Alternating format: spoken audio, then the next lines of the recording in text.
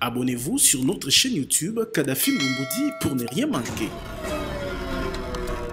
Ce que nous devons également souligner, c'est l'accompagnement timide, mitigé de la justice dans la prise en charge des dossiers de détournement des deniers publics. On peut bien aujourd'hui parler d'une justice malade, mais nous, en tant que service de contrôle, nous pouvons vous dire que nous avions fait des dossiers, nous sommes allés auprès de cette même justice, il y a des dossiers qui ont abouti, il y a des dossiers qui n'ont pas abouti. Alors il faut reconnaître cet effort-là, parce que nous avions, avec nos dossiers, nous avons aujourd'hui des gens qui sont en prison. En 4 ans, l'inspection générale des finances a eu à avoir au moins 5 procès, et il y a des gens qui sont en prison.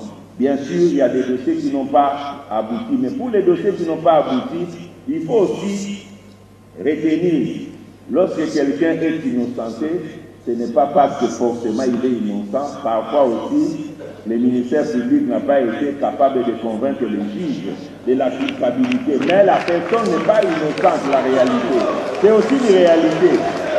Alors donc, nous avions été, il faut le dire, timidement accompagnés dans certains dossiers qui ont fait que nous avions pu faire les avancées. Nous souhaiterions que ce soit un accompagnement beaucoup plus accru aujourd'hui.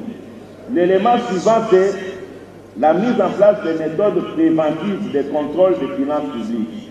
Pourquoi nous sommes passés dans la mise en place des méthodes préventives? Longtemps, on est resté dans des contrôles a posteriori et dans un environnement pourri. Lorsque quelqu'un a déjà détourné les deniers publics, il détient par derrière lui des moyens importants de poursuivre des biens, véritablement un combat. Alors, il fallait activer des mécanismes qui étaient déjà prévus dans notre finance publique, des mécanismes préventifs de contrôle, notamment les contrôles a priori. Et l'inspection générale des finances a mis en place la partie financière qui est un contrôle a priori, un mécanisme préventif, pratiquement dans beaucoup de points de contrôle, au niveau de la dépense publique, la chaîne de la dépense publique à la Banque centrale, dans les établissements et entreprises du portefeuille de l'État.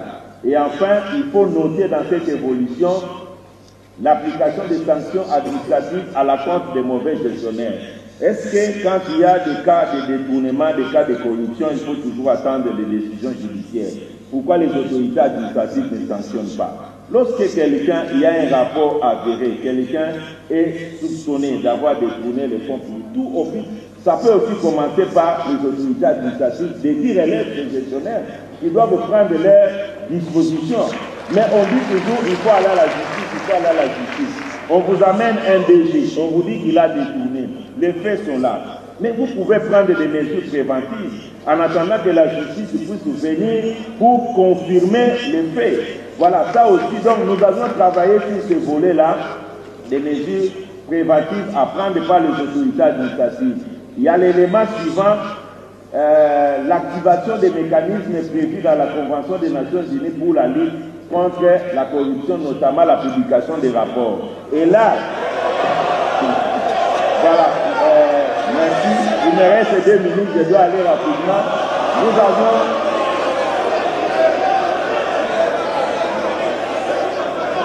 Voilà. Je voulais rapidement dire à ce sujet que la Convention des Nations Unies pour la lutte contre la corruption prévoit la publication des rapports de corruption tout en préservant ce que vous appelez en droit la présomption d'innocence. Ici, chez nous, comme les rapports des faits de corruption n'étaient pas publiés, tous les organes de contrôle travaillaient sans publier, les gens n'étaient pas dissuadés à quitter les terrains de la corruption. Et vous savez, les corrompus, les détourneurs tiennent à leur dignité. Et ils ne veulent pas que vous puissiez rendre public les rapports. C'est pour cela que nous avions pensé qu'il fallait aller sur ces terrains-là pour les dissuader à quitter en attendant que la justice vienne confirmer les faits. Donc la publication là, nous pouvons vous rassurer que tenez compte de la présomption d'innocence parce qu'en enlevant les noms des personnes concernées, mais nous publions les faits de corruption constatés dans les entités publiques. Nous avions également travaillé pour mettre à contribution la société civile dans les actions de la lutte contre la corruption. Les organes étatiques de contrôle peuvent être limités, mais la société civile qui exerce les contrôles citoyens peut être en partenariat avec les organes étatiques pour ensemble faire booster les terrains de la lutte contre la corruption. Enfin, les actions, les partenaires qui ont contribué, c'est aussi la sensibilisation de la population pour les méfaits de la corruption. Nous avions compris que la population congolaise ne maîtrisait pas, ne comprenait pas les méfaits de la corruption. Alors nous avions travaillé avec beaucoup de journées d'échange pour sensibiliser les gens à comprendre que la corruption était la source principale de notre misère. Maintenant, quelles sont rapidement les pistes de solutions? En ce qui concerne les pistes de solutions, abonnez-vous sur notre chaîne YouTube Kadhafi Moumoudi pour ne rien manquer.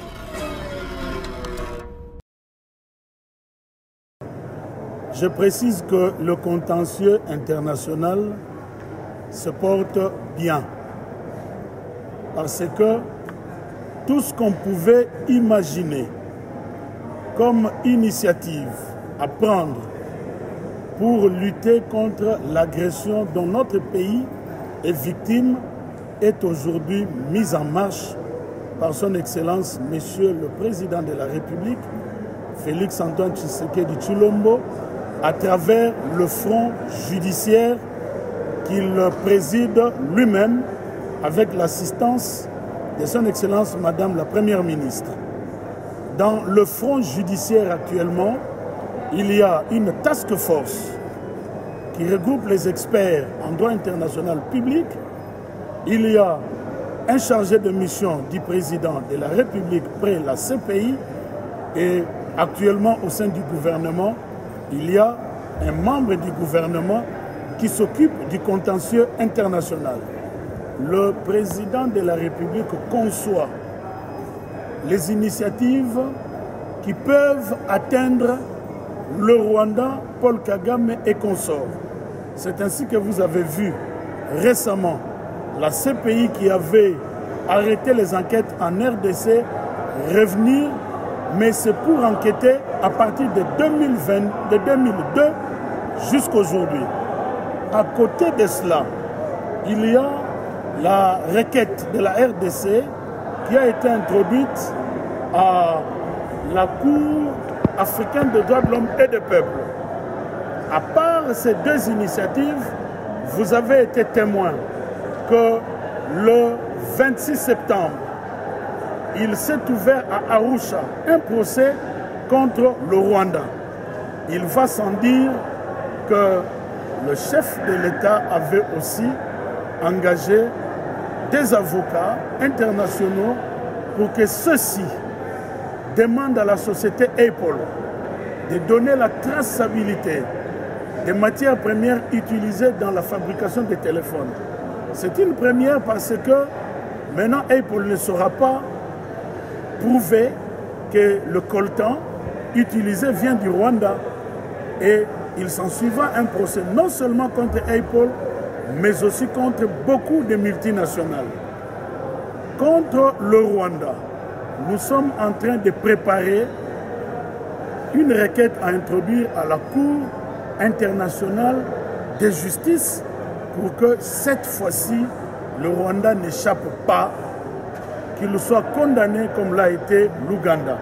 Donc, j'ai entretenu les panélistes sur ce qui est déjà fait et ce qui doit encore être fait, mais en tout cas, j'ai insisté sur la clairvoyance du président de la République dans ce secteur-là et il ne ménage aucun effort, aucun moyen pour atteindre le Rwanda, Paul Kagame et consorts.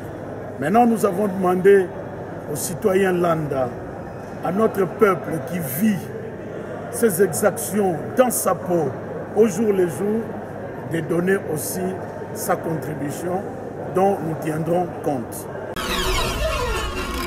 Abonnez-vous sur notre chaîne YouTube Kadhafi Moumoudi pour ne rien manquer.